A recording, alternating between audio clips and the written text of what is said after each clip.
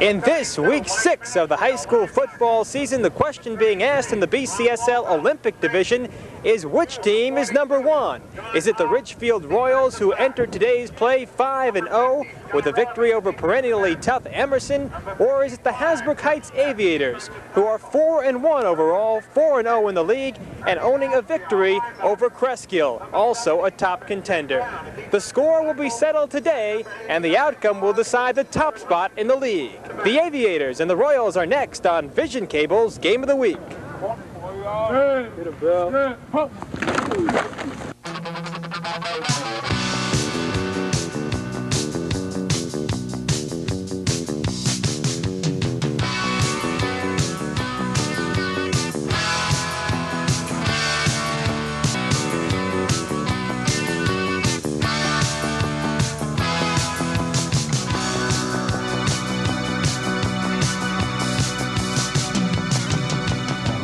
Hello again, everyone. Steve Harrisimiak joined by Mike Malaro, and this is a handy thing to have today because the weather here in Ridgefield not cooperating with this football showdown between Hasbrook Heights and Ridgefield. A mist falling right now. Looks like it could get heavier. We'll have to wait and see. But football is the order of the day, and a very big game. The Ridgefield Royals enter this game at 5-0. They have a great passing attack, and that's helped them to that unbeaten record. They've beaten Emerson, a club which every year is in the hunt for the league title, but the big test is today against Hasbrook Heights. And Steve, what Heights wants to do, two things in particular. One, Heights wants to control the ball. Ball control, run it up and down the field and try to have Ridgefield stop them. Two, they want to put a lot of pressure on Bob Padler. Heights feels if they can pressure Padler and force him to throw the ball when he doesn't want to, they have a good chance to pick him off and win the game. And the wind may play a part too because it's picking up right now, and Padler will have to throw at least for 2 quarters. We'll be back with the kickoff right after this.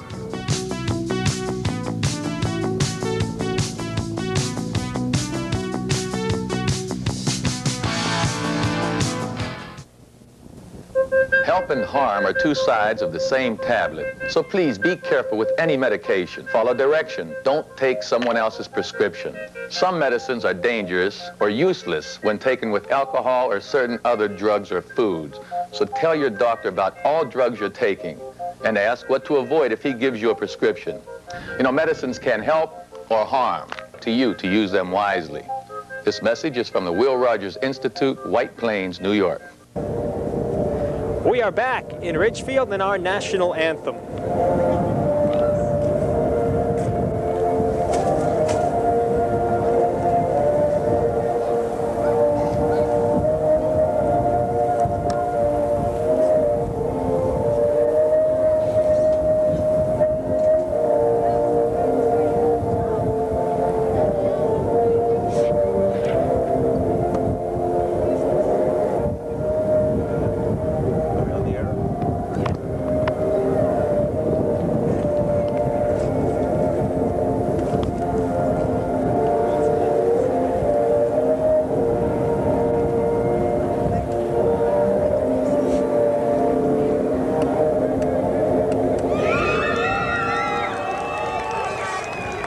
One of the better crowds of this football season expected to turn out today in Ridgefield despite the inclement weather.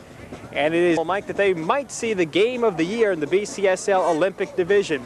We mentioned at the top that both teams are prime contenders for the league title. One intangible that we should talk about at the top of the show is whether or not playing in the big game in the past will count heavily in this one. Now, Hasbrook Heights has a winning tradition. The Aviators have been in some tough, crucial games over the past seasons, and they usually come out on top. Ridgefield has not experienced recently playing in a big game, and the question is today, can the Royals' attitude set for this one? Well, the enthusiasm for Ridgefield can work 2 ways. One, sometimes the team gets so high and they get so ready that they play themselves right out of the game, and that's one thing that Joe Crociata, the coach of Ridgefield, has to control for his team. He has to make sure that the Royals play within themselves.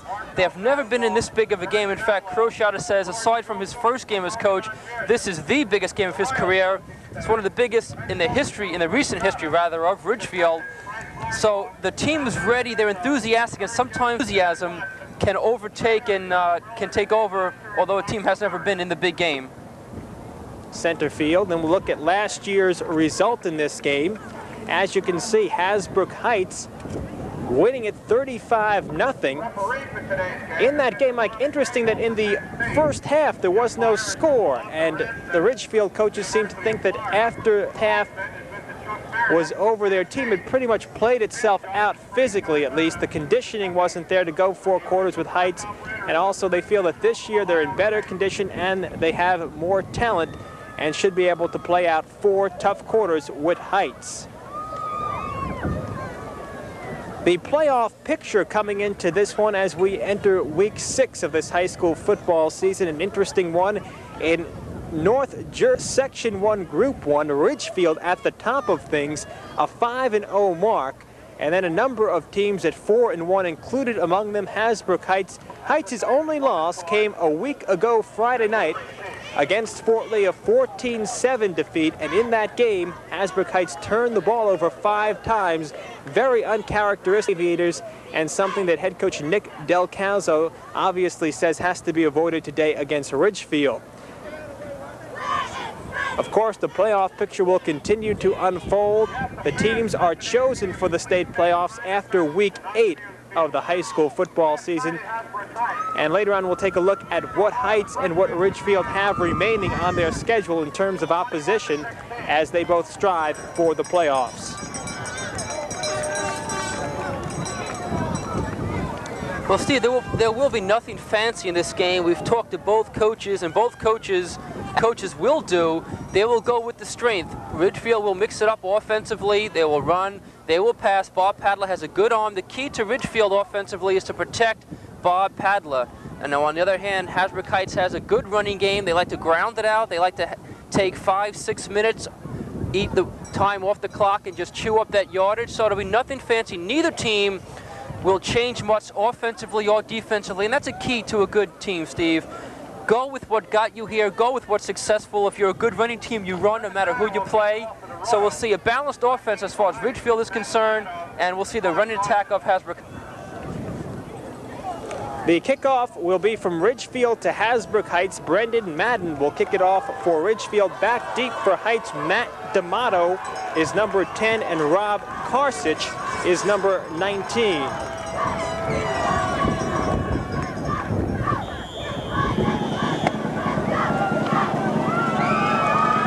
We are underway in Ridgefield. The kick right down the center of the field. Karchis has it bound away, picks it up, now out to the 20, across the 20, and Ridgefield hauls him down. And on offense for Hasbrook Heights, the quarterback Blavelt, and we'll talk more about him. He is a county sprint champion. The fullback Mike Cromanhook. It will be Randy Reardon at the tailback, John Ha at the wingback. The right end is Tom Cromanhook, and the left end is Scott Roach. It's 1st and 10, Hasbrook Heights at the 31-yard line.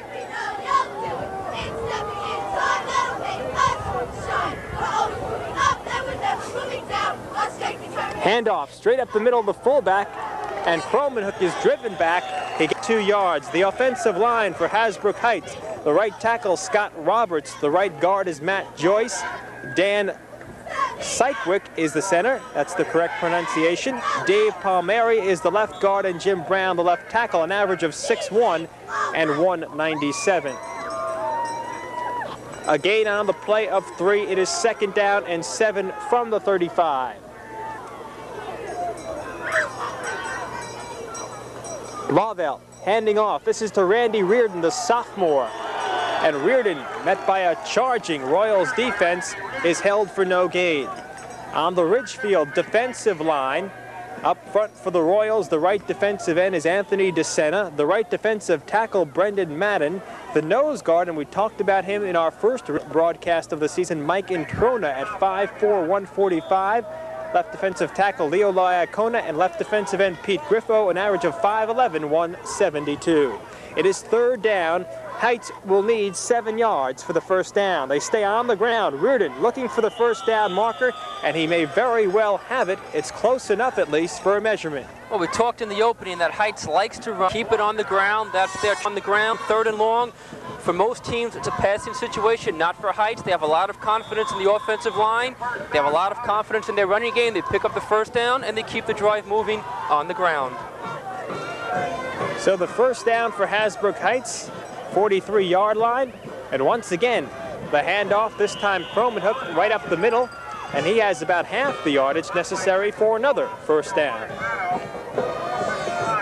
Rest of the defense for the Ridgefield Royals, and one change over past weeks is Mike Del Forno, a linebacker, is out, and Del Forno has been replaced by Tom Dowd. Pete Hambos, also a linebacker, along with T.J. Gallagher, and Bart Sackman, Jeff Sullivan, and Joe Sizer, defensive backfield.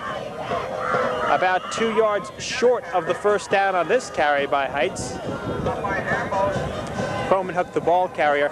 Mike, something that Heights has had up with this year, but perhaps not to the great degree that you would think when injuries affect your team, is the health of Cromanhook and also Reardon. Neither one has really been 100%. And both are excellent running backs when they are healthy. Cromanhook is a senior, and if Coach Del Calzo has his choice, he'd like to have Cromanhook have a big game and take some of the pressure off the sophomore Reardon. Reardon is a good running back, but he is a sophomore, and you don't like to put that much pressure on a young player in a game this big. Del Calzo likes to feel that Cromanhook is the runner and William Reardon is a bonus, and so far he's got a lot of bonus yards from Reardon. They measured it as third down and less than a football to go for the first down for Hasbrook Heights. They give to Cromanhook. He has the first down and some more. So Heights continues to stay on the ground and continues to gain yardage.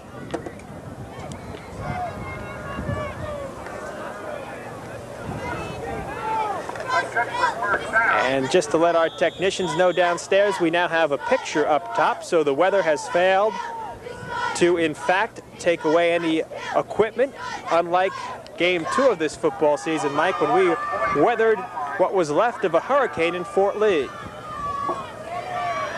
Straight ahead, again, this is the way Heights plays football. Keep it on the ground and run straight ahead. Tackle that time for Ridgefield, made by Joe, the left halfback.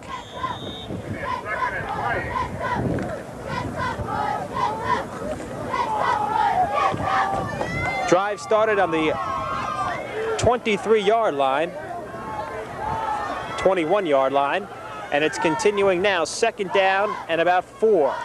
Blauvelt rolling out, look for the bootleg. He carries it and is very close to the first down, and he may very well have it. And that's one of the strengths of that Hasbrook High offense, the rollout speed of Blauvelt, the county champion. Many teams cannot defend that. Coach Joe Carosciato of Ridgefield says, we have the players, we have the speed, and we have the quickness to contain Blauvelt. If we can contain him, we'll have a good chance of winning this ball game. First and 10, 31-yard line of Ridgefield. Heights on the move on its opening drive. Blauvelt handing off to Cromanhook. Cromanhook getting through the line, through the linebackers, and finally brought down by Jeff Sullivan, the safety. It seems like the secondary for Ridgefield is being called upon to halt Mike Cromanhook. And whenever a secondary makes a tackle, you know that he's getting good penetration, good offensive blocking by that line, as we see on that play. On that particular play, Cromanhook did most of the running by himself, but so far, Hasbrook Heights is controlling the line of scrimmage, and if Cromanhook has a good day, that could mean trouble for the Royals. Cromanhook just a bull on the ground. He's very tough to bring down. Here comes Blauvelt the other way.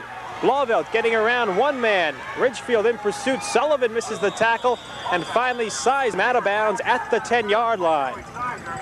The key to that play was Cromanhook. Although Cromanhook did not have a hand in carrying that ball, the fake to the inside to Cromanhook froze the Ridgefield Royals. A lot of the players went for that fake, and that allowed Blauvelt with his speed. As we watch the replay, watch the middle, the fake went there, and everybody keyed in the middle, and then Blauvelt just got outside for the good yardage. But again, the key was that Ridgefield was keying on Cromanhook, and that's what a good running attack will do. And Blauvelt's size at 6'2", also helpful as they send Reardon and Reardon to the line of scrimmage. As you can see, Blauvelt broke a tackle when Sullivan tried to tackle him.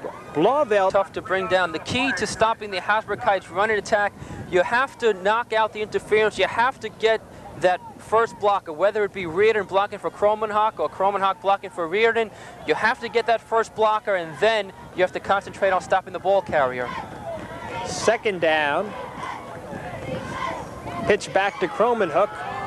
Cromenhook is down to near the 5-yard line. It should be 3rd and short. Opening drive by Heights is already approaching the halfway mark of the first quarter. So this is the ball control offense that Hasbrook Heights has earned its wins by, as we see Halloween still coming here in Ridgefield. Not everyone celebrating it on Thursday. Some prefer to do it at the football game.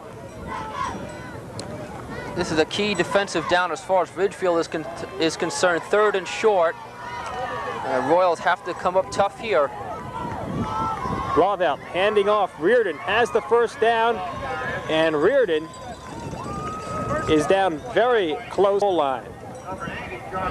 He'll be on the 1-yard line. The mark of a good running back, Steve, the legs of Reardon never stopped moving. Although he was stopped in the upper body, his leg strength and leg movement just kept him going forward and picked up those crucial yardage when it looked like he was going to get nothing and be stopped short.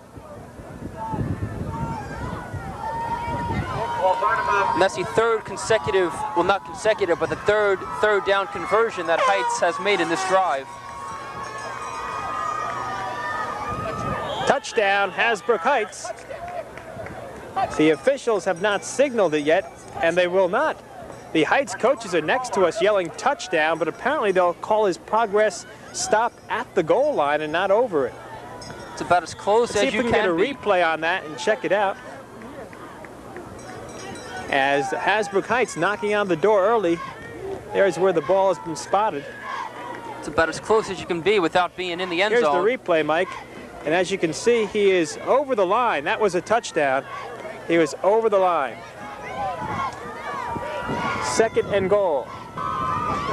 Reardon, and this time there is no doubt about it. Sophomore Randy Reardon caps the drive for Hasbrook Heights by going over, and Heights, with 5:06 left in the first quarter, leads it 6-0. Well, Heights went 79 yards, took the opening kickoff, used up almost 7 minutes of the first quarter. Vintage Hasbrook Heights football. Keep it on the ground, grind it out. Good blocking by the offensive line. Nothing fancy.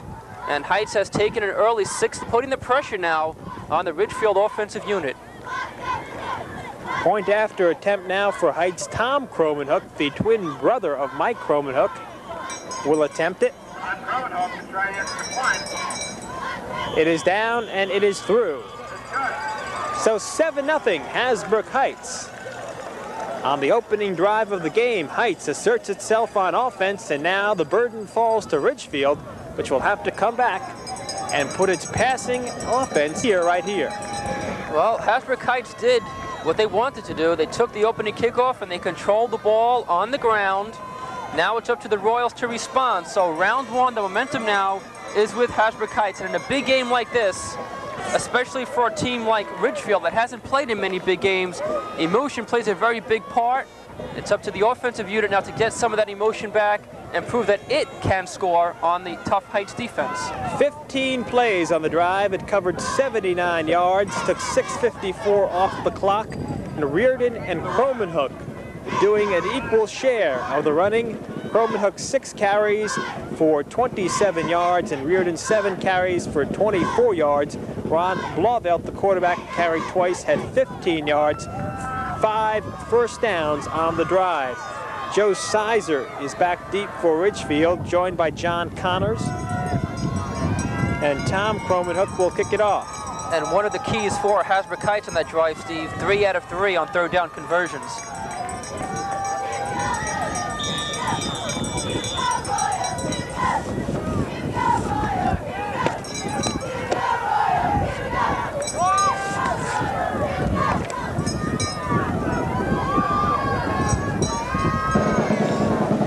Cromenhook, a line drive, bouncing short. Connors fields it. Connors from the 16. Connors leveled as he gets over the 20 to about the 22-yard line. On offense for Ridgefield, the quarterback will be Bob Padla. Running backs are Kim Hamlin and Pete Amalfitano. The tight end, Greg Trapp. At split end, Bart Sackman, John Connors, both alternating there. Connors will also get some time at wide receiver, along with Rob Scuderi and number 25, Adam Glucksman, who returns today from an injury. First from the 23-yard line. Backs are split for Ridgefield. And the give is to Joe Sizer, and he's taken down immediately on a fine hit for Ridgefield. For Heights, I should say. There's the offensive line, Anthony DeCenter, TJ Gallagher. The big man is Joe Castellito at 6'1", 250. Fernando Valois and Pete Grippo, the average size 5'11", 170. It'll be second down, about 9 for Ridgefield.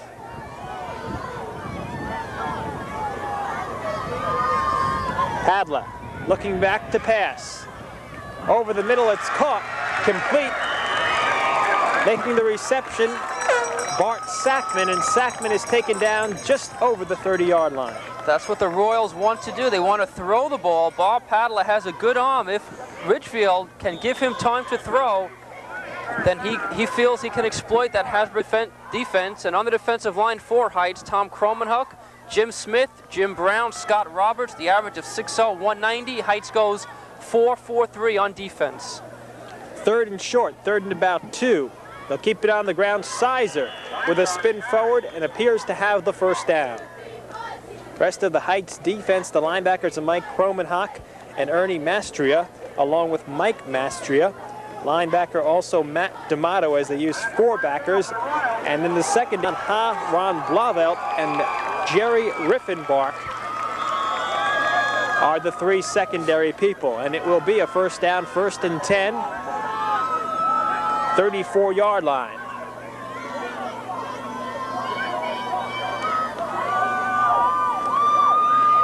Peter Malfitano fumbles the football, and the whistle has blown it dead. Trap play by Ridgefield, and Malfitano picking up some yardage on it.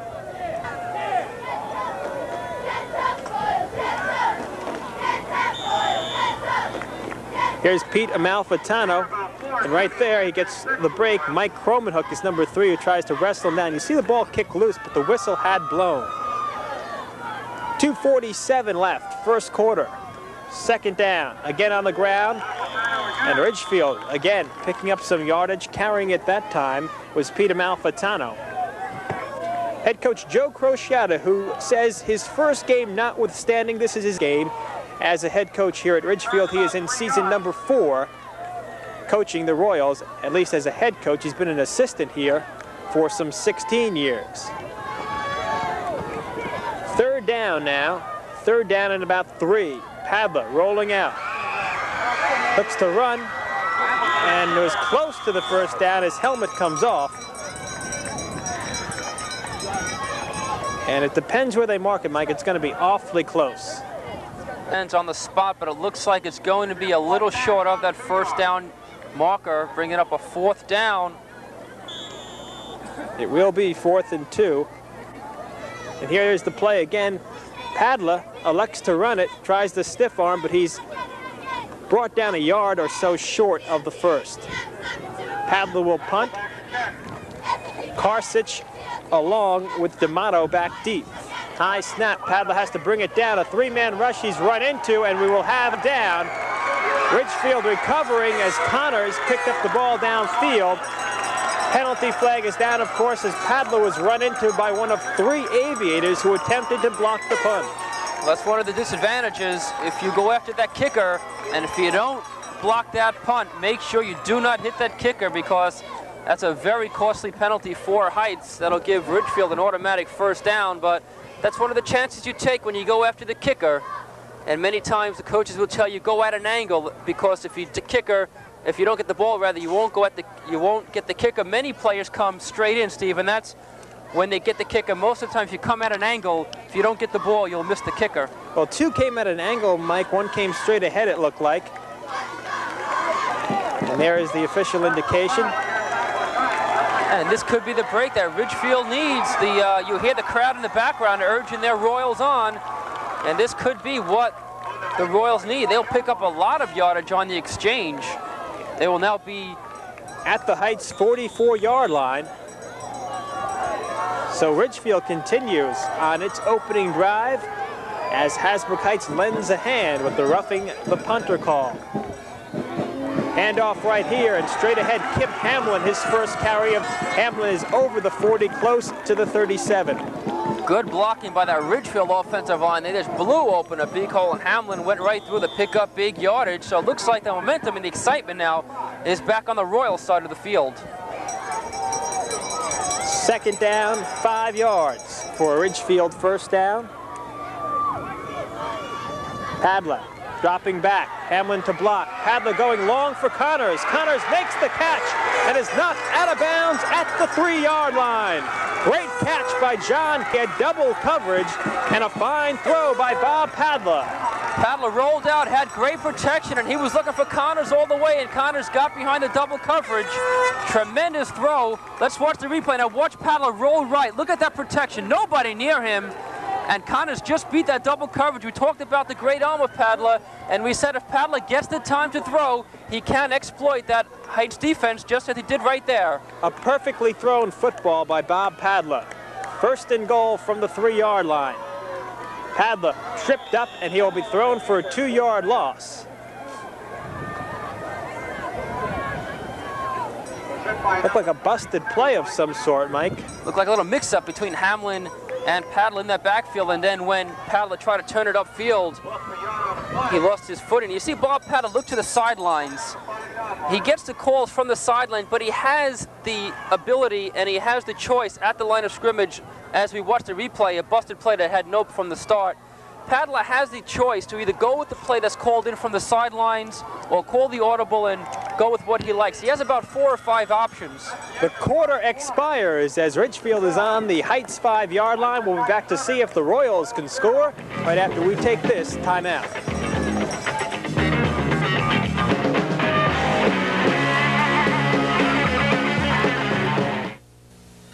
A very bad thing is happening in this house. And maybe in your house, too. Energy is oozing out of every crack and taking your good money with it. Put a stop to it. A house that saves energy is worth more. So save energy and keep your money where your house is. A message from these organizations and the Alliance to Save Energy. For more information, write the Alliance. Back in Ridgefield, the start of the second quarter, 7-0 Hasbrook Heights. But Ridgefield off a long pass completion from Bob Padla to John Connors is set up now with a second down and goal from the 5-yard line. 2 wide receivers are out wide to the bottom of your screen. They stay on the ground. Peter Malfitano, I believe, got close to the yard line.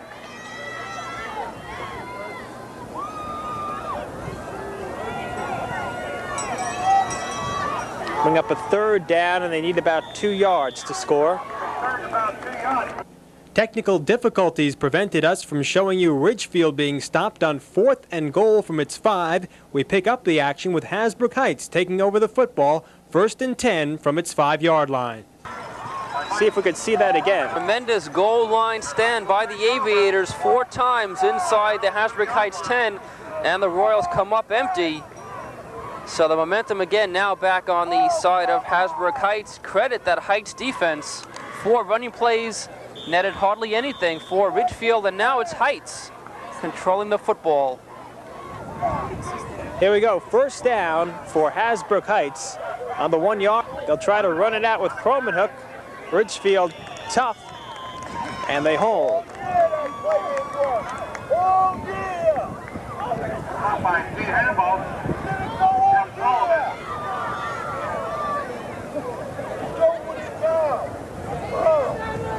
10:25 left second quarter. Hasbrook Heights on the carry, got a couple of yards. Down to 9 now.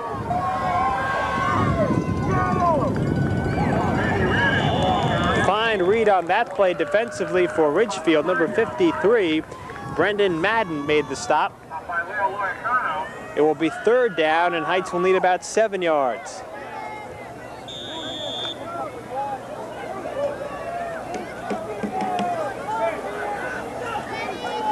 Ball is now at the 5-yard line. Third down and 7.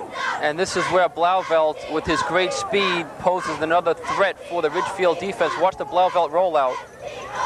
Here it is, called by Coach Malaro. And he'll have the first down, heads up the sideline, and he may be gone. If he did not step up, he very well will be gone. He did not step out apparently, and Ron Blauvelt gives an indication of his county sprint championship speed. Goes 95 yards, and Hasbrook Heights leads it now by the count of 13-0. Well, we knew that was coming, Steve. 3rd and long, Blauvelt, that's his great. Now watch this great block that someone from Hasbrook Heights throws as Blauvelt turns the corner. He got his great speed to get around 2 defenders right there.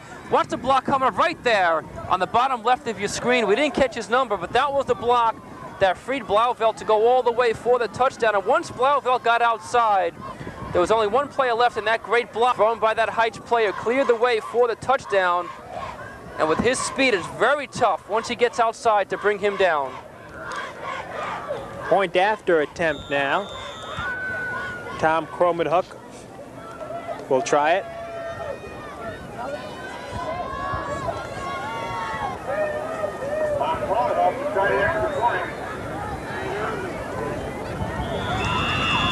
And we have it up and through. So with the score 14-0 in favor of Hasbrook Heights and 9:21 left second quarter, we'll be back with more football right after this. Over 2 million years ago, prehistoric man discovered fire. He learned how to cook with it, stay warm with it, even light up the darkest night with it. But he never learned how to be careful with fire in the forest. After 2 million years, isn't it time we acted our age?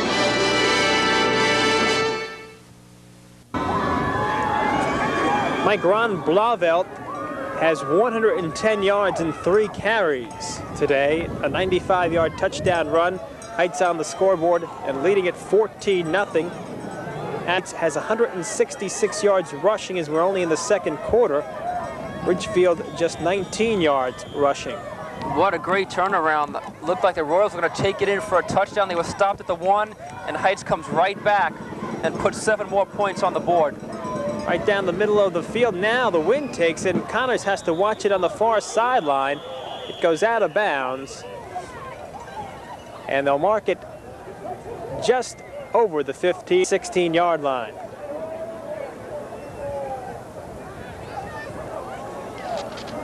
Head coach Joe Crociata obviously not pleased with the way things have gone early here. And I believe, Mike, Ridgefield will take advantage of a rule change this year. As the kick went out of bounds, they can elect to take it at the point it went out or have it kicked over with a 5-yard penalty assessed to Heights, and they will want it kicked again, hoping for it to get into the hands of John Connors or either Joe Sizer, one of their 2 return men. Well, Connors had an 85-yard kickoff return for a touchdown last week against Wallington. This is the very critical part of the game now, Steve, as far as Ridgefield is concerned. The Royals are down 14-0 with about 9.5 minutes to go in the first half. They have to get the momentum back. They cannot let the game slip away at this point. They have to get some sort of system and keep themselves in the game right now, because right now Heights is doing it offensively and defensively. The Royals are a little bit down. They have to come back. Cromanhook from his 35 this time, and Connors will get a chance to run it back. Fakes the reverse. Connors, far side of the field. A flag is down as Connors is also down at about the 27. Looked like someone from Ridgefield clipped on that block, and that's exactly what it is. It was a block below the knees, and that will move Ridgefield even closer to its own end zone. And you have to wonder, Steve, how much that drive will take out of the Royals. The Royals hold down very well, got inside the Heights 10, but couldn't put it in from 4 downs. What kind of emotional state now will the Royals be in? Can they come back, not only after not scoring, but having Heights move 99 yards for that touchdown? It's time now, it's gut check time as far as the Royals are concerned. Penalty against the Royals. I believe that's their first penalty today, and it is. Heights has been assessed 2 penalties for 20 yards. First now from the 14-yard line for Ridgefield.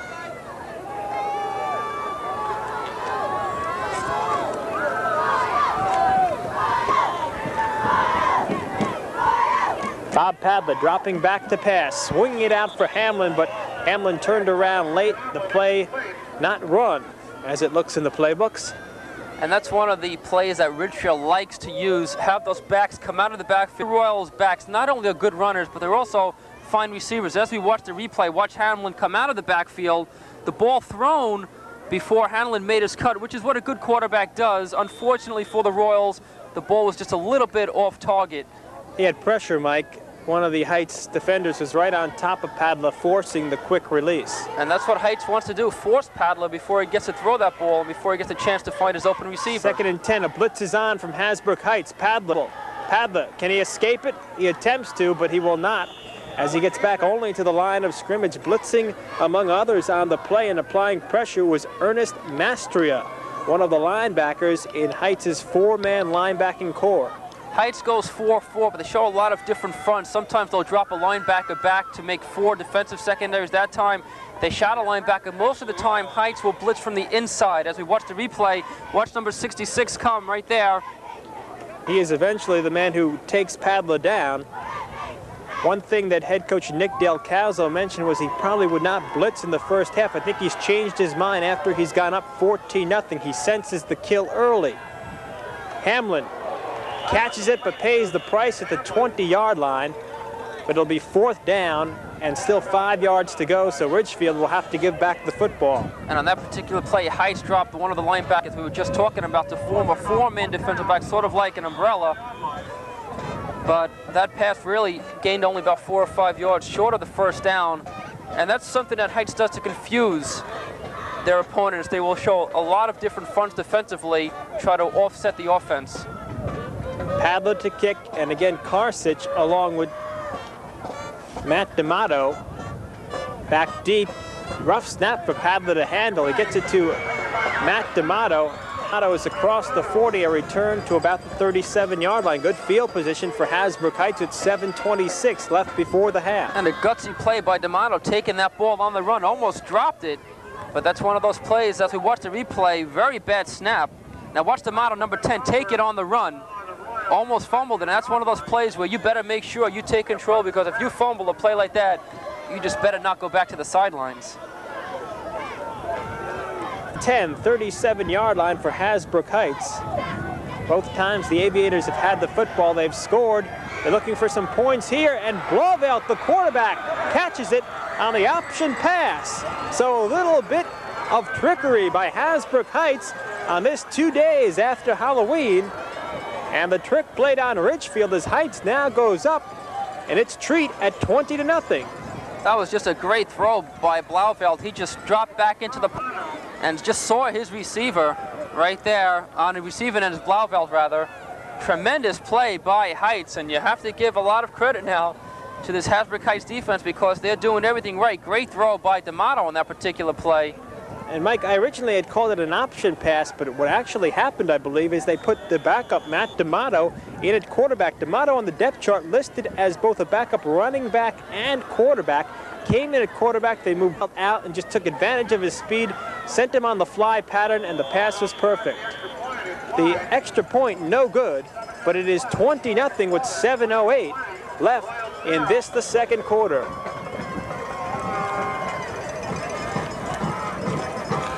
Well, we saw not only can Blauvelt run that offense, but he's a pretty good receiver. As Steve said, used his speed to get behind the Royals defense, and a good throw by D'Amato right on the button. And now you have to feel that this game is slipping away from the Royals. What Ridgefield needs right now is... We still have that replay, but if possible, I'd like to see it again. We may not be able to do that for you, but it was quite a call by Hasbrook Heights. It shows you that Nick Del Calzo is a thinking coach, and I'm sure Ridgefield did not expect it, and I'm sure they probably did not see it on the films that they were given. But it paid Fitz here, because it turned what was a 14-0 game into a 20-0 game, and though that's only a difference of 6 points, that really can be quite more a difference when you're talking about coming back from 2 touchdowns rather than 3 touchdowns. Frank Markov and Joe Crociato, Markov the offensive coordinator and the athletic director, obviously they can't relish too much what Heights is doing. Connors And Connors to about the yard line. I'm sure the Ridgefield coaches would like to tip a hat on that play, but they're not that enthused that it came against them. I mean, it's a thinking play, but you don't want to see it happen to you. And right now, Heights is very fired up. Even their special teams are performing well. Ridgefield has to do something to get back into this ball game. Maybe a long pass that we saw in the first quarter, but something that they can do to get the spark back into this team, because right now Heights has the momentum on their side, and the Royals just need to break that momentum and just do something to get onto the scoreboard. 14-yard line. Pablo takes a look over, and now hands off. Amalfitano can't quite get around the corner. He had some open field ahead, but a good pursuit by Hasbrook Heights, and making the tackle for Heights was John Ha. He was getting about 5 yards. It should be a 2nd and 5. 5-yard gain. 2nd down. Bob Padla comes back to the huddle to talk to his Royals. They are in need of some quick magic here. 6:12 left before the half. Back to pass, looking for Hamlin, a bit high, but Hamlin hauls it in, breaks one tackle, but takes a hard hit on the second one. No gain on the play, maybe a yard. I guess they'll give him a yard. Mike, about the aggressiveness of Hasbrook Heights, and I tell you, from some of the tackles that are being made today by the Aviators, that was nothing but pure fact. And some of those tackles being made by one of the linebackers, Mike Kromenhoek, was also the running back, but they like to put the leather to the ball carrier and just to let you know that they know you're there. 3rd down, about 4 needed for a Ridgefield first. Padla dropping back. He's got an oncoming linebacker. Loads into a crowd. It will be broken up. 3-man coverage on John Connors, and Padla elected to throw the football.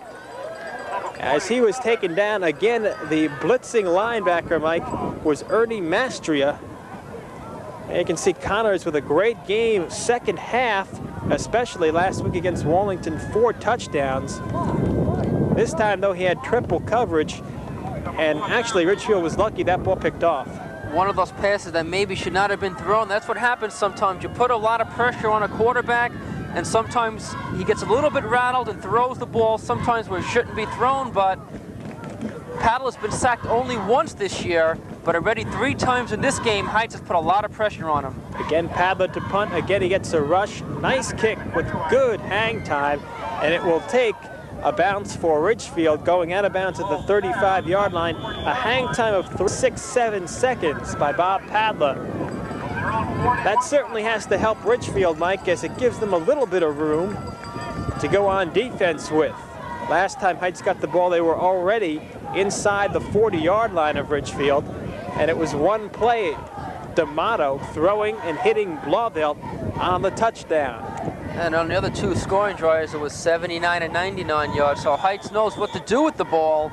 And the key now, Ridgefield defense, because Heights has scored through the air and on the ground. And the Royals cannot afford to go into the locker room trailing any more than they are right now. Blauvelt back at quarterback, 35-yard line, 1st and 10. And Reardon takes it like to the 38-yard line. And Reardon just had both hands wrapped around the ball, put his head down, followed his blockers, and picked up good yardage. I think if you're Hasbrook Heights right now, you're thinking about killing what remains of this first half clock. It's 4:38, and just going on a drive down the field. Blauvelt. Flags fly. Blauvelt over the middle, has his man complete to a Hasbrook Heights. And this may be another coast-to-coast touchdown, way downfield and in for the touchdown, Scott Roach. Again, flags were down behind the line of scrimmage. Roach caught the ball and then turned on the speed as he got to the outside. And that play will be called back. Illegal motion on Hasbrook Heights. So luckily for Heights, that play and that touchdown will be negated. But Steve, you have to be impressed with the play of Hasbrook Heights. Should get another look at that perhaps and see where the penalty occurred. The roll up by Blauvelt over the middle. Didn't look like not really a fancy pass, but once Heights got into the open, he just beat everybody down. Scott Roach really showing the speed And luckily for the Royals, that play was called back. It looked like somebody moved before the snap of the ball, and that's the only thing that kept 6 more points off the board for Heights. Brings up 2nd down, 13 for Hats. Look at the Ridgefield defense, which has had better days.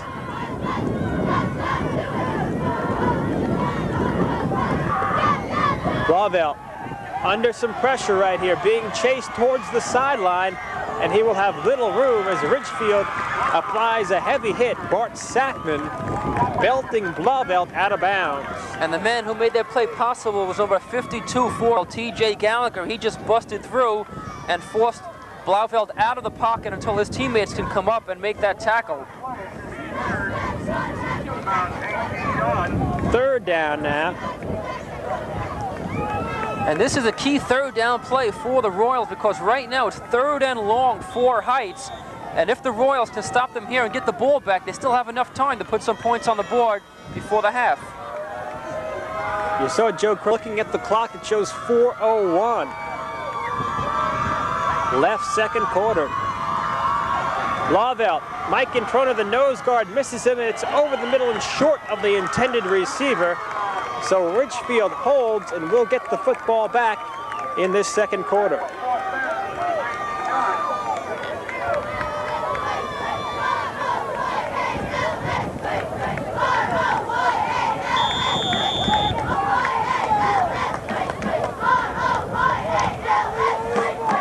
Back deep for Ridgefield. John Connors and Joe Sizer joined now by a 3rd deep man. This punt is high and good hang time. Again, Ridgefield will not be able to field it. It's down at the 31-yard line, and that punt is the first one this season, Mike, that we have charted that was over 4 seconds in hang time. 4.20 on the hang time for the Hasbrook Heights punt. And anytime you get a punt up there for 4 seconds, you know you're going to have good coverage, and that's exactly what happened, and the Royals thought better and just let it bounce for the fair catch. Well, the Royals defense did the job, and right now there's still a little bit time. There's about 3:43 remaining in the first half, enough time for that explosive Royals offense to get some points on the board, although in the first half, Heights has definitely kept Bob Padla in check. First 31-yard line, Padla looking for Connors. It's tipped, and it will come up short of John Connors. Someone got a hand on it at the line of scrimmage. Perhaps on the replay we can tell you who made the stellar defensive play.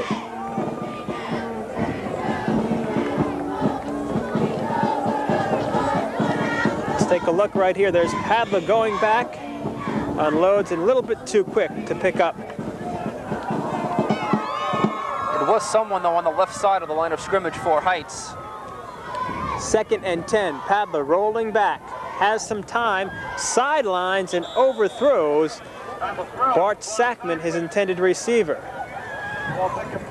Coverage on the play by Jerry Riffenbark.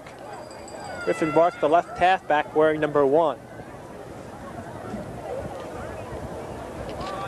Clock is stopped with 3:02 left, 2nd quarter.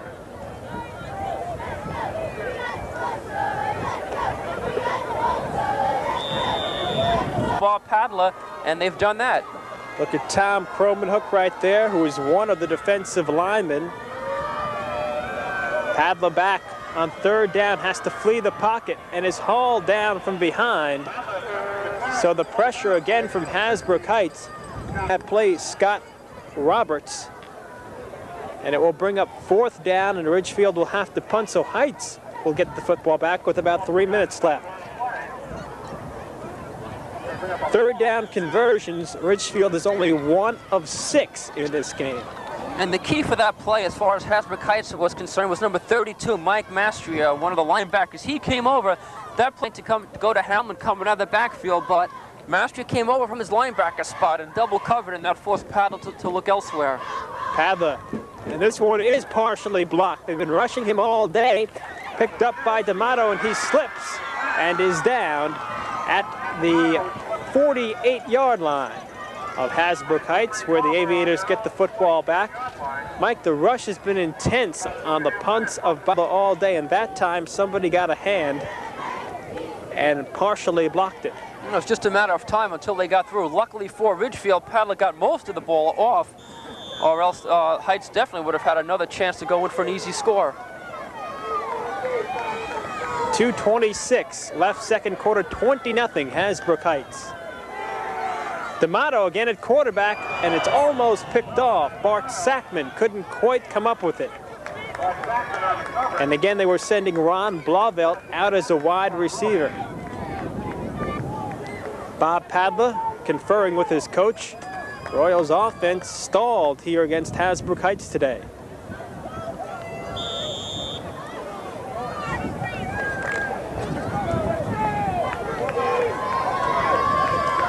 Second down, 10. Straight ahead, the big fullback, Randy Reardon. And he is beaten back by the charge of the defensive line. Making that play for Ridgefield is Pete Hambos, number 55.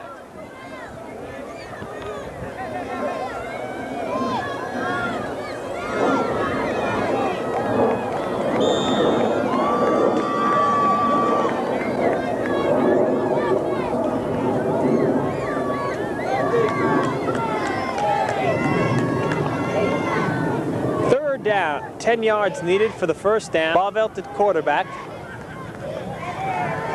Rolling back, some pressure, has to unload short, and no gain on the play. Good read by Ridgefield. Pete Hambos again making the stop as Cromanhook was the receiver.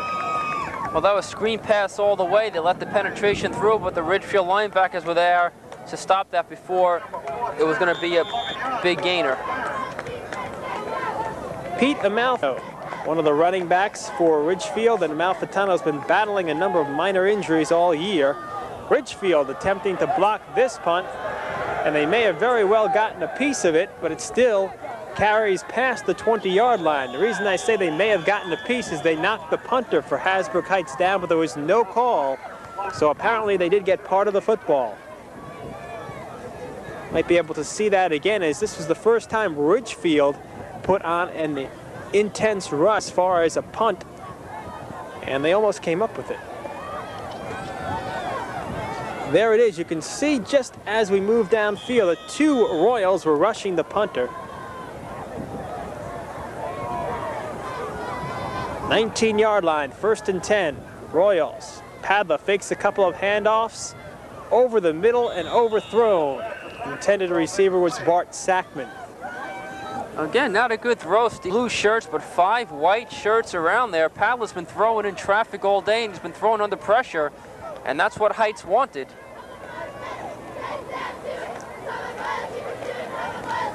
It has not been one of the better first halves of 1985 as far as the Royals are concerned. The offense has been bogged down. Tom Dowd, who is playing today in place of the injured linebacker Mike Del Forno, gets a breather as the Royals are on offense. But defense has been on the field a lot for Ridgefield. That one complete for a first down. Sackman catching it at the 30-yard line. One of the few first downs that Ridgefield has been able to pick up in the first half here today. Just 4 for the Royals. And Heights really won't mind giving up 10, 15-yard passes, as we'll watch the replay. Nothing really fancy. Padilla that time had good protection and saw his man cutting over the middle. But Heights will give up those 10, 15 yards with less than 30 seconds to go in the first half. Padilla again back to pass. Sidelines, it'll be out of bounds to stop the clock with 21 seconds remaining. And that's been as far as Ridgefield is concerned. Padilla again forced out of the pocket, forced to throw on the run. And when a quarterback can't plant his back foot, he doesn't get as much zip on the ball as he wants. And many times passes like that are either picked off or they're wobbling. They don't really go where they're supposed to go.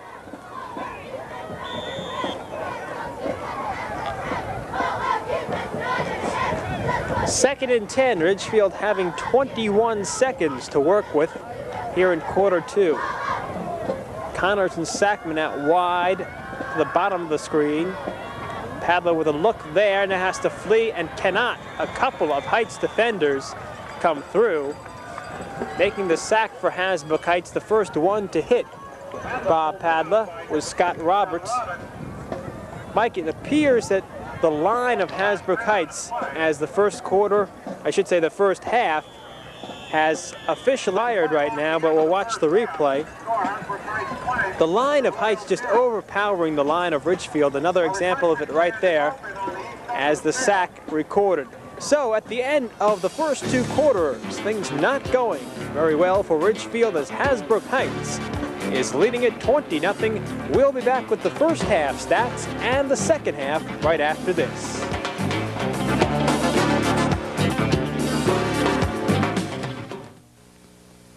It's a special kind of spirit that rises in us all.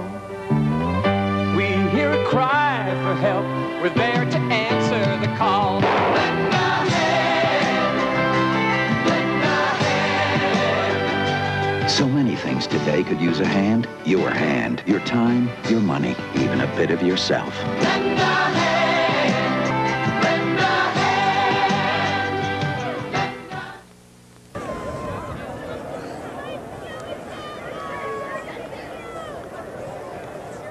We are back in Ridgefield. The second half about to begin, and Ridgefield has its work cut out for a trailing 20-0. Taking a look at the first half scoring, Randy Reardon, a 1-yard run, and the PAT by Tom Cromenhock. It was 7-0 Hasbrook Heights after the drive of the game. Took about 6 minutes for Heights. Then a 95-yard run by Heights quarterback Ron Blauvelt, and a PAT by Cromenhock. Again, it was 14-0. And then the 37-yard pass from Matt D'Amato to Ron Blauvelt. Blauvelt going from quarterback to receiver. The PAT was missed. It was 20-0. Ridgefield had just one scoring opportunity. That was when it had a goal line drive. Be stopped at the goal line, I should say. They had first and goal from the 5, could not get it in, and Bob Padler was 5 for 10, 56 yards, 2 sacks, as his passing in the first half came up against a tough Heights aggressive defense, and the Royals are so far scoreless. Well, the Royals didn't do much offensively, obvious in the first half by the 20-0 score. But I think had the Royals scored, Steve, it might have been a different first half, because after the Royals were held at the yard line, Heights came back with a 99-yard drive of its own. It's 20-0, but the Royals still aren't out of it now. What they have to do is take this drive of the second half, the opening kickoff, and just take it down for a score, put some points on the board, and get the emotion back on its side. John Connors fields it at his 10. Connors looking at the far sideline and is finally taken down at his 26-yard line. It'll be 1st and 10 Ridgefield.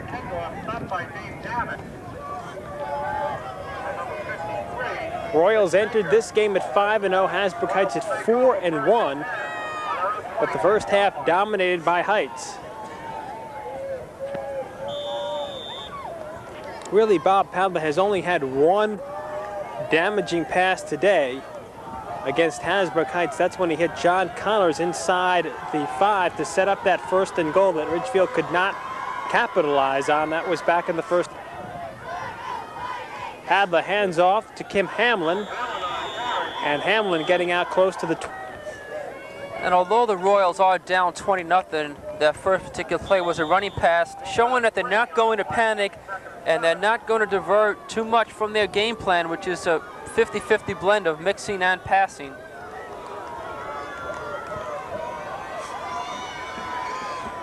Second and Sadler looking to throw across the middle and overthrown. The intended receiver was Peter Malfitano. Well, we mentioned in the first half, that's one of Ridgefield's favorite plays, hitting the backs coming out of the backfield with just a crossing pattern over the middle. But again, 2 and 3 white shirts around every Ridgefield receiver, and Padler having a tough time threading the needle. And when Padler does throw like that, it has to be a perfect pass to be completed, because the Heights defense is all around the Ridgefield receivers. 3rd down now, 3rd and 7. Handoff. This is John Connors. Connors taken down. Mike Cromenhock led the charge, and Hasbrook Heights continues to play an ultra-aggressive defensive game. That's been the Heights trademark over the years, aggressive defense, good keeping the ball on the ground, and we're seeing a good opportunity of that this afternoon as we see the replay. Nothing there And again, 2 and 3 white shirts around every tackle, around every pass. Heights just doing it offensively and defensively today. Hadler to punt. Gets off a good kick. D'Amato signaling for the fair catch, drops it right into the hands of Ridgefield. So a big turnover as Rob Scuderi covering the punt and had the football bound up to him. The Royals get the football back on the 38-yard line of Hasbrook Heights. Not a good play. In fact, a very bad play by Matt D'Amato on that particular play. Let's watch the replay if we get a chance. But D'Amato was going back and signaling for a fair catch at the same time. Now watch him go back and signal, and he tried to catch the ball, and for Ridgefield took a perfect bounce right into the hands of Rob Scuderi, and this could be the break that they need in the second half to get something going. 1st and 10, Ridgefield. Hadler handing off to Hamlin. Hamlin getting outside. Hamlin looking for the first down and probably has it. Tremendous blocking by the offensive line and by the backs in that particular play. Hanlon getting around the outside and picking up good yardage, and that's about the first successful running play that the Royals have had in this game against Heights. Let's watch the replay. Now watch the blocking, especially by number 23 on that particular play, Peter Malfitano. Good blocking by the offensive line, and Hamlin getting outside, and the Royals now picking up the first down and keeping this drive going. Hadler back to pass. Plenty of time. A flag is down, looking for John Connors, or make that Bart Sackman, who could not hold on in the end zone. It was just overthrown. Again, a flag down at the line of scrimmage. We saw the strong arm of Bob Padla on that play. Blocking below the waist against the Ridgefield Royals, and that will cost. And that play will be called back, and that will cost the Royals precious yardage, but we saw the strong arm of Bob Padla. He threw that ball 40-45 yards in the air easily.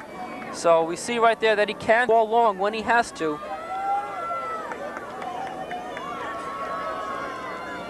The penalty moves the football back to the 47-yard line of Hasbrook Heights. Blocking below the waist, going against the Royals.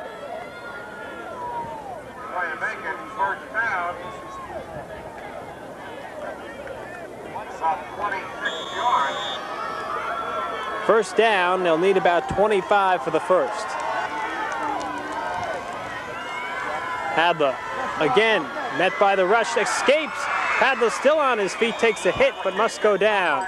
Number 50, Now, Mike, we've talked about the ineffectiveness of the Ridgefield passing game so far, but a large part of that is probably due to the line play, and the type of line play that Heights is giving today is really just putting the pressure on Padla before he can even get a look at who's open. And that's 2 linebackers on the blitz, and that's exactly right. When you can have that many defensive fronts, as Heights have, it has to confuse the offense, and they're really not giving Padla the time to throw the ball to his receivers. Padla again, this time a little bit of time, and overthrown. A flag is down. I believe we'll have pass interference called against Heights. Mike Kromenhoek, and also for Hasbrook Heights, Mike Mastrio were on the coverage, and I believe one of them shoved the receiver. What Ridgefield might have to do now, Steve, is they may have to keep their backs into the backfield for Bob Padla because of the blitzing linebackers that Heights has. You keep 1 or 2 backs in to block for Padla, give him extra protection, but that's 1 or 2 less receivers that you have on the route. So now, by keeping the backs into block, you're taking away some of your offensive weapons.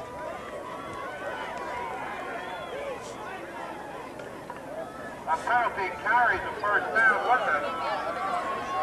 First down for Ridgefield, and it will be at the 35-yard line of Hasbrook Heights. And that'll just take back the yardage that they lost on that blocking penalty.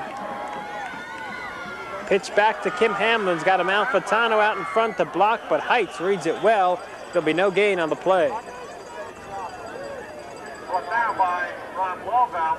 You were speaking of offensive weapons before, Mike, and one who is missing for Ridgefield is Adam Glucksman, one of the wide receivers. He wants to see some time today, but I haven't been able to pick up that he's been in the game yet.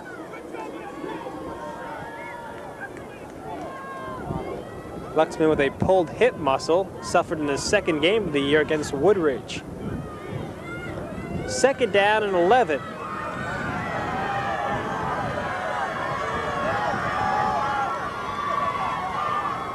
Havla gets a block from Hamlin to give him some time and hits his man. Bart Sackman made the catch at the 25-yard line for Ridgefield. It will be a first down. And that's what we talked about. Ridgefield now keeping the backs in to block for Padel. And that time Hamlin threw the key block that gave Padel that extra time to find his receiver. But again, you keep it back in and you don't have men on the route. Now watch the block by number 11 on the top of your screen right there. That's the block that gave Padel the time to find his receiver. They'll have a measurement here, but it looks as if he'll got the first down. And it is a Royal first down. Remember, this whole thing started for Ridgefield after a break on the punt from Ridgefield to Matt D'Amato of Hasbrook Heights, who signaled for the fair catch, couldn't make it. And Bart Sackman was able to get there, or I should say Rob Scuderi, able to get there and come up with the football. 1st and 10 now, 25-yard line.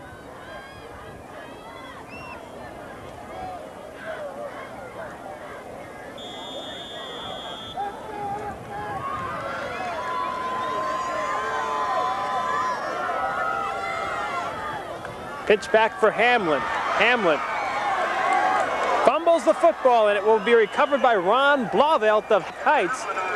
And Blauvelt at the 16-yard line comes up with the football, and the Ridgefield drive once again ends in disappointment.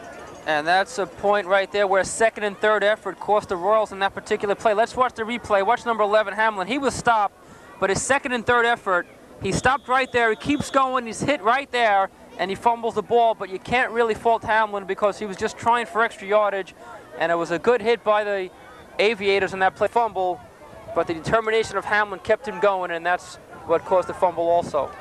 So Hasbrook Heights goes on offense. Blauvelt handing off. Randy Reardon. Randy Reardon getting by a couple of defenders. Reardon still on his feet and finally taken down at the 45. The tackling today for Ridgefield, Mike, has left something to be desired. They're going too high up on the shoulder pads, and when a running back, these Hasbrook Heights running backs have a lot of leg power, and it's very tough to tackle these guys head up like that when they have a head of steam. But all the running backs for Heights have been getting good blocks by their offensive line. They've been getting outside, and they've been picking up good yardage. Jeff Sullivan shaking up on the play for Ridgefield. Hasbrook Heights right there picked up its first down since the opening drive, and that doesn't seem indicative of the score, 20-0 Heights, but really Heights came out with a quick strike on a couple of those, helping Jeff Sullivan up. Injured Royal player, Jeff Sullivan. He'll be able to get off under his own power. 7:31 left in this 3rd quarter, 20-0. Hasbrook Heights opening up the lead in the first half. On Ridgefield, no scoring here in the second half.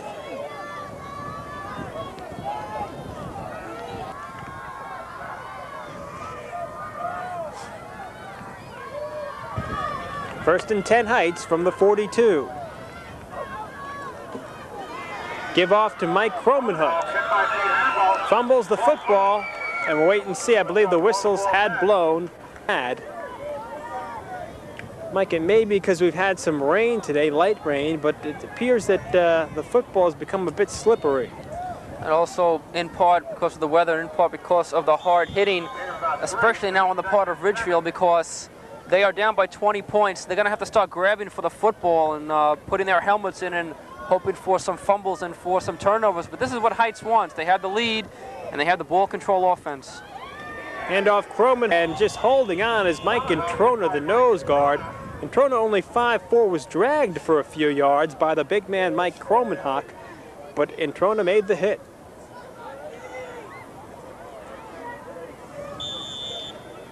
Brings up 3rd down and 7. Bring up a 3rd down, about 6 And last time when it was 3rd and long, we saw the rollout by Blauvelt, and we'll probably see that again.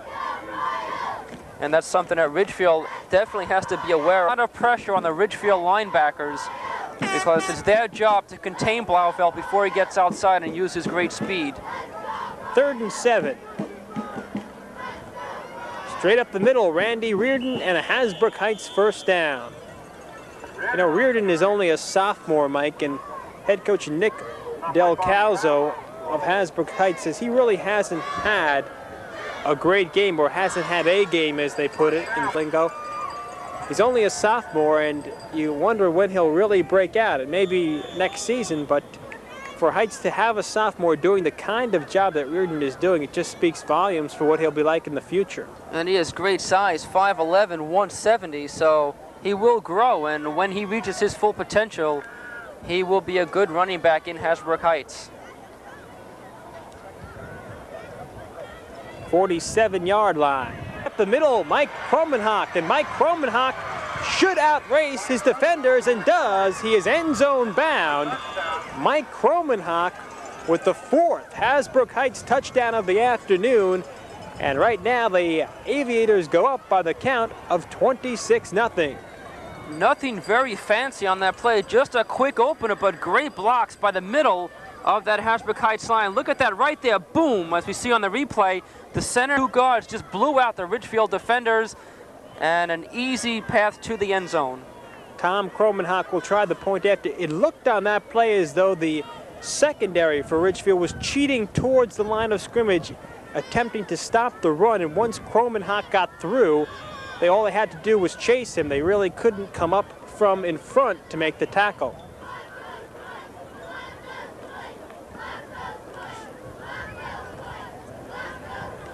Down, and that one will be wide. So Hasbrook Heights 2 for 4 today, and adding the point after, but it doesn't seem to mean much right now because Heights is enjoying a very comfortable 26-0 advantage over Ridgefield. And this makes it doubly tough now for Ridgefield because not only do they have to get a lot of points back in a hurry, but they have to do it through the air, and Hasbrook Heights knows. And Heights now will be putting the pressure on Padla, knowing that he has to throw the ball, and we'll probably see 5, maybe 6 defenders in that Hasbrook Heights defense. Heights usually goes 4-4-3. They may go 4-2-5 now, 5 and 6 men back, knowing that Padla has to throw, and that's a disadvantage that the Royals will face. Mike Kromenhoek, 42-yard run for the touchdown. He has carried 10 times today for a very 7.6-yard average. 76 yards all told.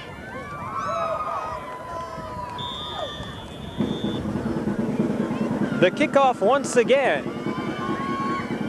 Joe Sizer. Sizer from just over his 15-yard line, and again taking a hard hit and going down at about the 27-yard line. Mike, we have seen a number of football teams this season, but it's hard to remember one that pops with as much consistency as Hasbrook Heights. I mean, every tackle, it seems like it is extra special to them. And that's just a little bit of a calling card for the Aviators, making the opposition pay for every yard they get. And so far in this game, as you mentioned, Steve, every time Ridgefield has picked up yardage either on the air, in the air, or through the ground, they've paid for it with some vicious hits by that Heights defense. 26-yard line, 1st and 10 Royals. Give to Kim Hamlin. Hamlin, maybe a...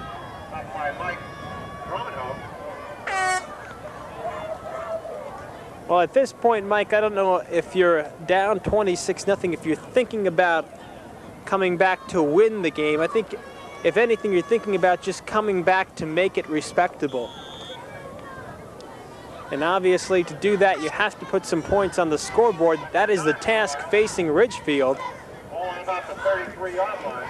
Well, the Royals have a game next week against Cresskill, and they don't want to go into that game 2 down with a blowout here, so they do want to make it respectable and have something go into an upbeat next week. Greg Trapp, the intended receiver, was overthrown by Padla.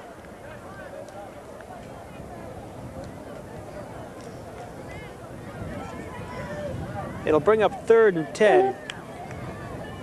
Jude Tomé, statistician, busy at work today and obviously dressed properly for the weather, not like his broadcasting sidekicks. All I know, Mike, is I listened to the radio this morning. It said partly sunny. We have the part that's not sunny. We have the partly cloudy part. By the way, Jude doing a fine job with our stats this season on Channel 10's Game of the Week. 3rd down, and Padla unloads, nobody home. As I couldn't find an intended receiver, somebody a little bit shorter on that route, Mike. Well, it looked like he was going for Connors, but Connors was about 10, 15 yards away from that pass, so either Connors ran a wrong route or Padla just underthrew that ball. Ridgefield has only converted on 1 of 8 3rd down tries this afternoon. And what that means is that the Ridgefield defense has been on this field a long time, and it could be now that the Royals are just beginning to wear down a little bit. Beats has been physical the entire game. Padla gets the punt off, takes a bounce, Ridgefield bounce, and stops at about the 37-yard line.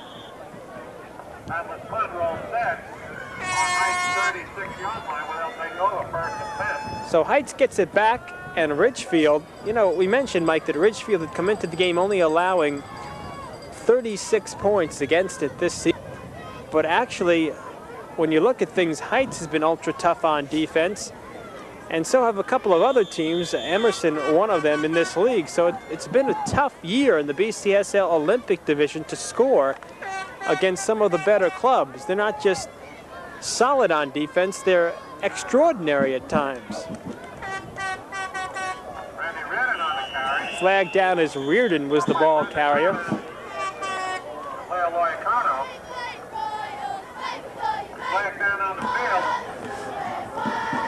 Holding against the Hasbrook Heights Aviators. Hasbrook Heights has taken more than its share of penalties at this point in the game. I believe it's 50 yards in penalties compared to just 30 for Ridgefield, but obviously Heights not being affected by it as they lead comfortably. Some relief from the weather for some of the onlookers here. I would say it's the best crowd of the season for Ridgefield. Unfortunately, they haven't seen much to be happy about.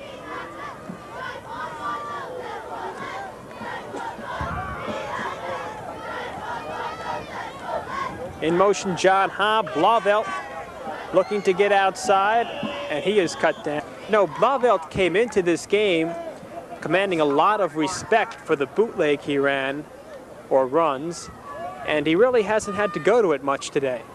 Because his running backs have done an outstanding job in finding the holes and picking up big yards, and when Blauvelt has kept the ball, he's picked up good yardage, but really they really haven't been in the situation that many times that called for it because his mates have been doing a good job.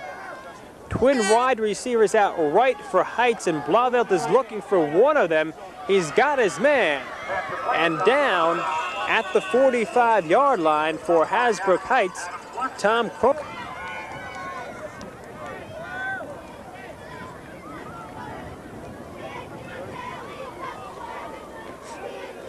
First pass reception of the day for Kromenhoek brings up 3rd down and 3. Relative stillness on the Ridgefield sidelines as there is not much to jump up and cheer about.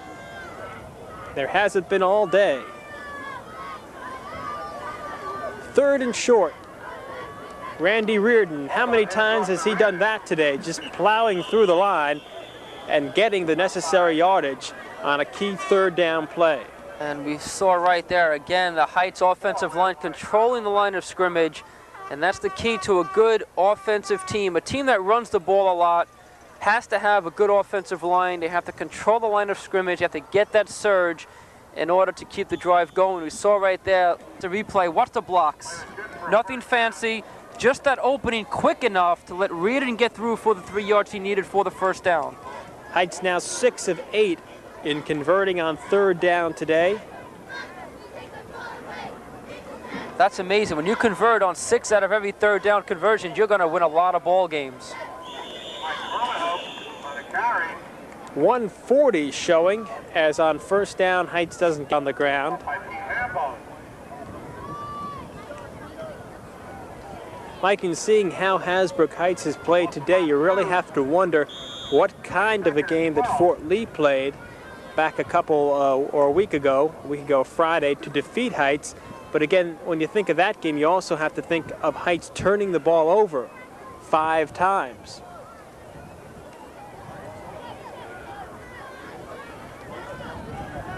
Blauvelt down the middle, and he has his man. A touchdown-saving tackle on the play made by Bart Sackman. But Scott Roach, I believe, was the receiver on that pass. What a soft throw by Blauvelt. Let's watch the replay. Watch how he just lays the ball up there. Nothing fancy, nice and easy. Perfect throw because Sackman had tremendous coverage on the receiver. So 25-yard line field as Heights wants more. You know, Steve, Blauvelt hasn't gone to the air too often, but he's shown us a fine arm. He's thrown it hard when he had to. On that one, he just laid it in. So not only can he run, but he can also throw that ball. Running this time is Mike Kromenhoek, and Kromenhoek down to about the 12-yard line. Bob Padlock came up to make the hit. Again, fine blocking, backfield mates, and by the right side of that aviator line. We mentioned before, the holes aren't really that big, but they're big enough to let the running backs through and pick up the yardage that they need. And that's the mark, as we mentioned, of a good offensive team. A team that runs the ball needs those good blocks. We probably will get one more play in before this third quarter ends. Under 20 seconds now as Heights to the line of handoff Reardon. Reardon with a cutback got some yardage. And that will do it for this third quarter. And at the end of 36 minutes of football, Hasbrook Heights is in command, heading for what should be victory number 5. Aviators lead it 26-0. Back with the final quarter after this. Love one another. As I have loved you. Care for each other. As I have cared for you. Bear one another's burdens. Share each other's joys. Love one another. Love one another. And bring each other home. Come together as a family. Come together to your house of worship every week. Worship together, grow together. A message in American life.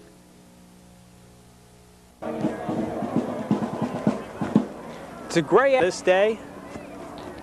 You joined us late. Heights was up early, took the opening drive, scored off of it, then came back to see its quarterback run 95 yards on its second possession to go up by 2 touchdowns. And there have been 2 more added after that. 26-0 as we start the fourth quarter on the 10-yard line with a second down and 6 as Hasbrook Heights looking to break the 30-point barrier. Blauvelt should have the end zone, and he does.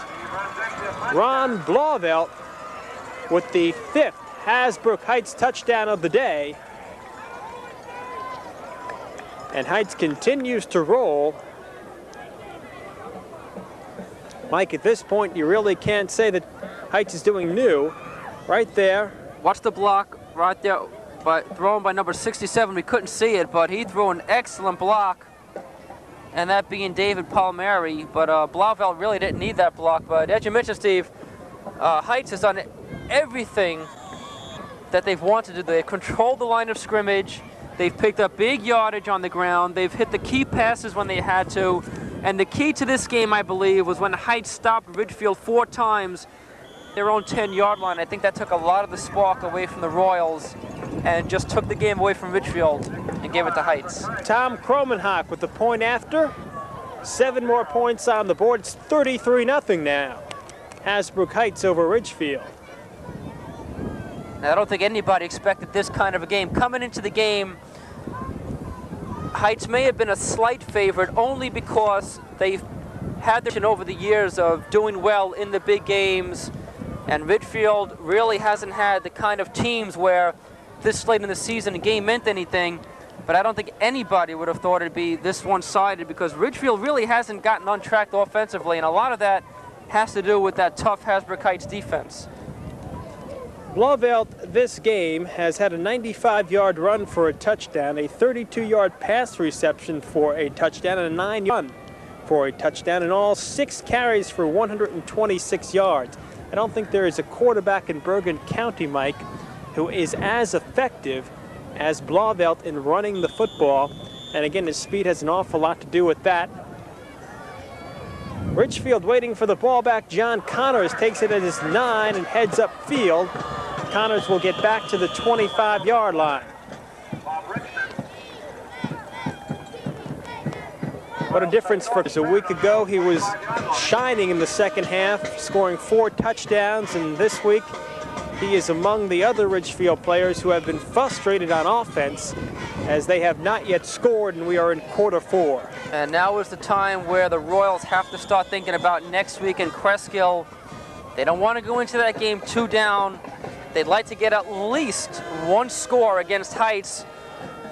Something positive has to come out of this game as far as Ridgefield is concerned, and if they can get a score, that would be the positive note. Straight ahead, Kim Hamlin.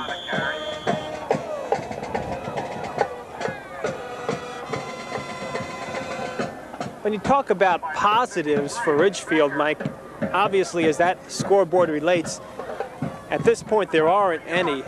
And for there to be some, as you mentioned, something would have to drastically turn around at this point. But I think looking for a positive at this point, Ridgefield has to be able to, after this one is over, just forget about it. You know, sometimes you hear in sports that the close games are harder to forget than the runaways. And I bet you that head coach Joe Crociato will hope that will hold true for this squad because, as you mentioned, Cresskill awaits next week. Hamlin on the inside handoff. He will be short of the first, but will get it to within striking distance at about 3.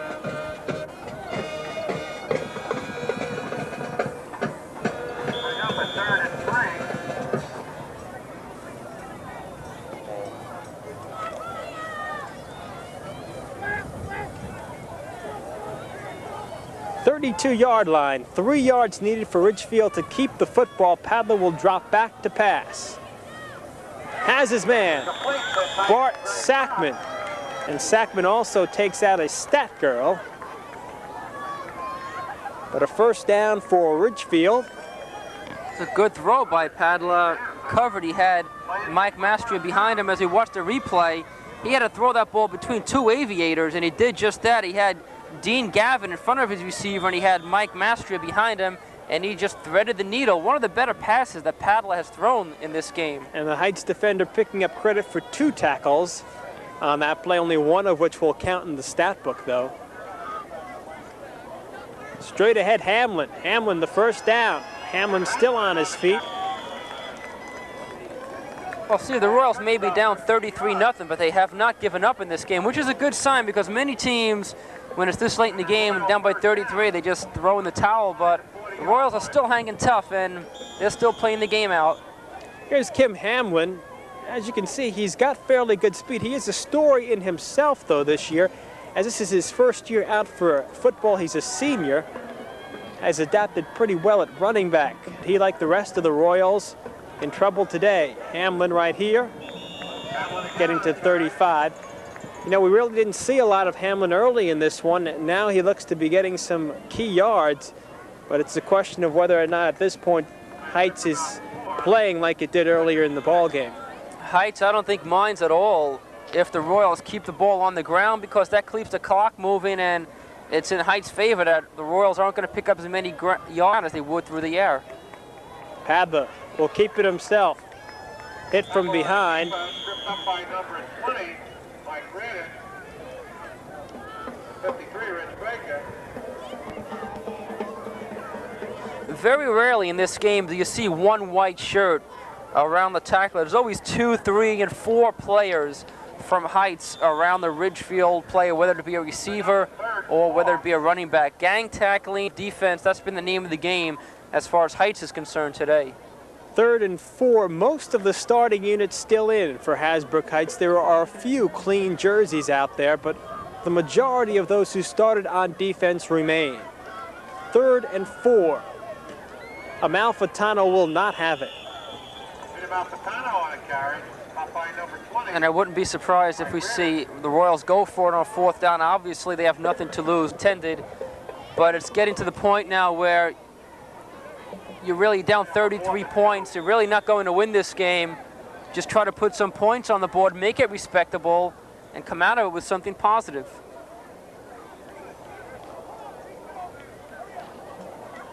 It will be 4th and 2, and Ridgefield will go for it, needing to get to the 30-yard line. Padla shifting Jaser behind him, handing off Hamlin. Hamlin looks to be short. Good defense by that middle of that Hasbrook Heights line. It looked like he'd have enough room for the 1st down, but that hole was clawed quickly. You know, Scott Roberts has played a whale of a game for the Aviators, and he was the one in on that tackle. He's playing next to Jim Brown, and Jim Brown last year was an all-action on the defensive line. We'll have a measurement right now. But often when you're playing next to someone who is a top caliber player, you become better in yourself, Mike, and I think that's the case with Roberts. And as we speculated, Ridgefield is just short of the 1st, so Heights gets the football back, and the band for Hasbrook Heights chimes in. Many times you become a better player out of self-defense, because when you play next to an all-league player, men run away from that player, they run towards you, and if you don't want to be run out of the game, you have to toughen up and you make yourself a better football player.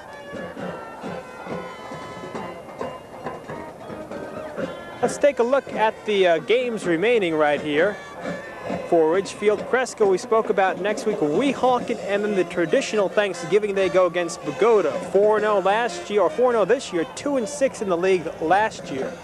Heights stays on the ground, 1st and 10. About a gain of 5 on the play. For Hasbrook Heights, the road travel remains tough because next week Emerson awaits, and then Bergen Tech in what should be an easy victory for the Heights, winding up on Thanksgiving against Woodridge. 4-0 to this point this year, and Heights was 7-1 last year. The only loss last year for Hasbrook Heights was Cresskill, 11-0, and won a state sectional championship. Heights has already destroyed Cresskill this year. Reardon gets outside on sound. He will be very close to the 1st down marker. Mike, when you think about the BCSL Olympic division and you look at the upper echelon, you include 4 teams: Hasbrook Heights, Cresskill, Emerson, and Ridgefield. Heights has destroyed Cresskill. They're beating up today on Ridgefield. Emerson awaits next week. And at this point, it's pretty fair to say that Hasbrook Heights looks like it is on its way at least a share of that league title, because really they have impressed against the good clubs. They may have the 1st on this 3rd and very short. Bob Padla came out on that last play and may have hurt his hand. They're looking at it on the sidelines. Padla, of course, the quarterback for Ridgefield, but he also plays defense. He's trying to flex his hand over on the sideline, sitting down. We'll have to wait and see if he goes back in. There is a shot of Bob, blocked a little bit by what looks to be the team doctor. 1st and 10 for Hasbrook Heights, though, as the Aviators picked it up. The reverse right here. Read well by the Ridgefield defense. It'll net a gain of about 3 or 4.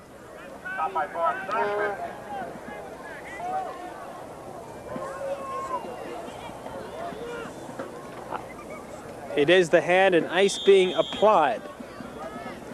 Next week is a pivotal week in this league, Mike, because Emerson goes against Hasbrook Heights and Cresskill plays Ridgefield. And we'll talk a little bit more about that, but we very well could have our league champion at the end of next week's play.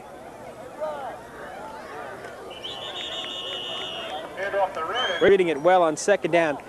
If Ridgefield were to lose to Cresskill, or I should say if Ridgefield were to beat Cresskill and Hasbrook Heights to beat Emerson, at that point both Emerson and Also, Cresskill would have 2 league losses, and what I'm trying to say is that Heights and Ridgefield would both have a league loss, and if they did not lose again, or I should say, Heights would not have a league loss. No, because their loss came Right. to Fort Lee So out of league. they would, in fact, win outright with no losses if they were to remain on their schedule and win the remaining games. That one is out of bounds, but it'll be a first down. And next week it'll be interesting because Ridgefield has already beaten Emerson, and Heights has already beaten Cresskill, and next week Heights plays Emerson and Ridgefield plays Cresskill, so we may get a better gauge as to Gee, I heard the that ability of some teams. before. In any case, the point that we've belabored long enough is that if you look in the standings at the end of next week's game, you can get a pretty good indication of who will be the BCSL Olympic Division champion.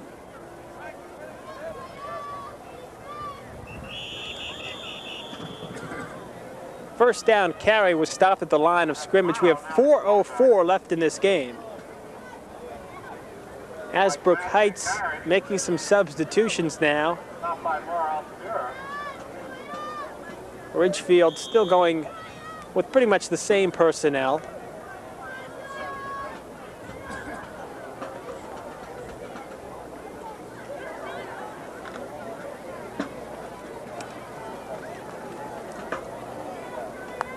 D'Amato back at quarterback for Heights. He was the touchdown pass earlier to Blauvelt.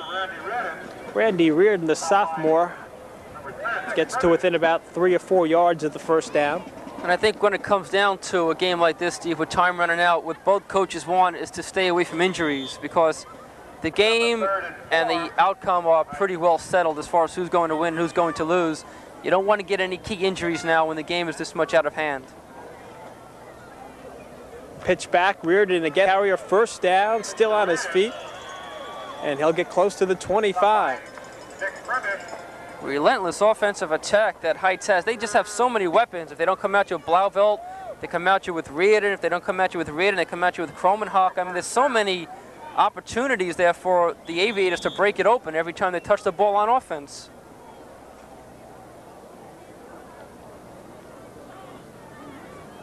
Under the 3-minute mark. Ridgefield may have recovered. Let's wait and see. And I believe the Royals do have it. Picking up the football off of that fumble will have prevented Heights an opportunity to score again. See if we can pick up what happened. It kicks out right there, and then the barrage after it. But falling on the football was Chris Sengos.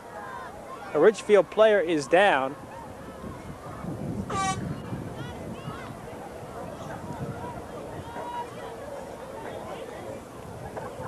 Hard to tell at this point.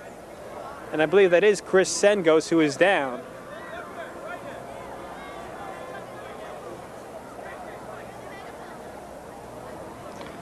And Bob Padla still on the bench for Ridgefield. So in the final 2:43 of this game, the Royals will have a new quarterback as they try to salvage something out of this afternoon. And as far as the Royals are concerned, maybe put at least a touchdown on the board so they can take something into the locker room with them. I think, Mike, after a team gets up by a certain amount of points, the other team numbs to what is really happening. It doesn't really matter at this point to the Royals what the final score is.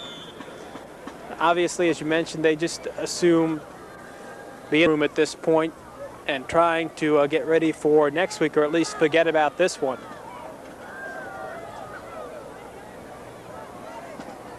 Nick Pribish pitching back. Ball carrier for Ridgefield was Harry Kelm, as some of the younger players now get in for Ridgefield. That's not to say that Ridgefield will take it easily, because you just can't after you're undefeated and you gear up so high for one game and then come away from it without really having displayed what you feel that you're capable of. It really has to sit kind of uneasy with you. Well, now we'll see what kind of a team Ridgefield really is. Can they come back next week against Cresskill, or will this really affect them for the rest of the year? We've seen many teams lose a game and the rest of the season down the drain because of it.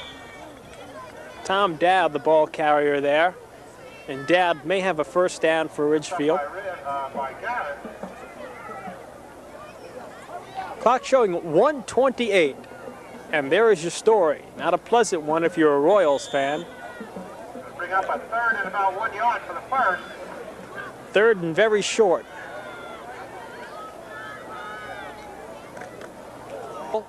Let's wait and see. I believe Ridgefield recovered, but the fumble probably cost them a first down. And the fumble was caused again by the hard hitting of that Hasbrook Heights defense. Although Heights has some substitutions in there, the hitting is still as vicious as it was on that first play of the game. 2 yards. They actually lost a yard off the fumble, so even in the late stages of this one, with the second string players in, the reserves, things still do not for Ridgefield. Well, Heights came in with two particular things in mind: pressure Padilla, keep the ball on the ground, and they did both successfully. Again, the runner is Harry Kelman. He has the first down as they ran it on fourth down, but the story right now is already on the scoreboard, and as soon as the final 29 seconds click off of that scoreboard, Hasbrook Heights will begin its celebration, and Ridgefield will head to the locker room severely disappointed in this showdown in the BCSL Olympic division.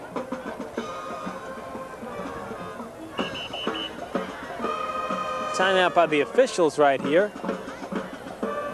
Equipment adjustment on quarterback Nick Pribish of Ridgefield.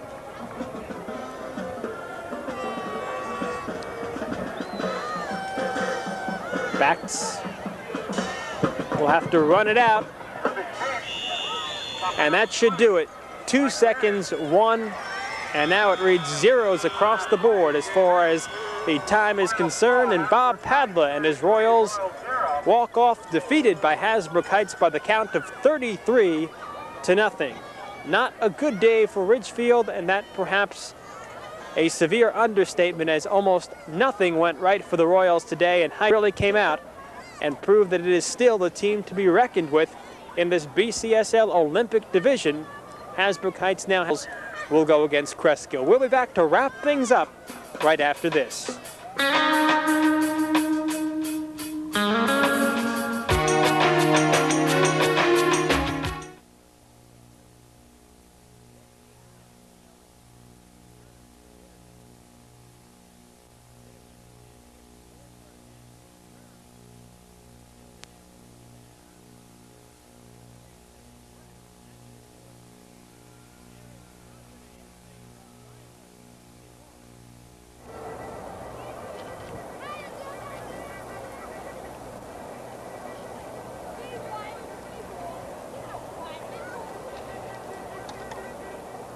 We are back in Ridgefield, and the story today, one that was all Hasbrook Heights, aiming at 33-0, an indication of what was to come in the first quarter when on the opening kickoff, Heights took the football and used nearly 7 minutes off the clock.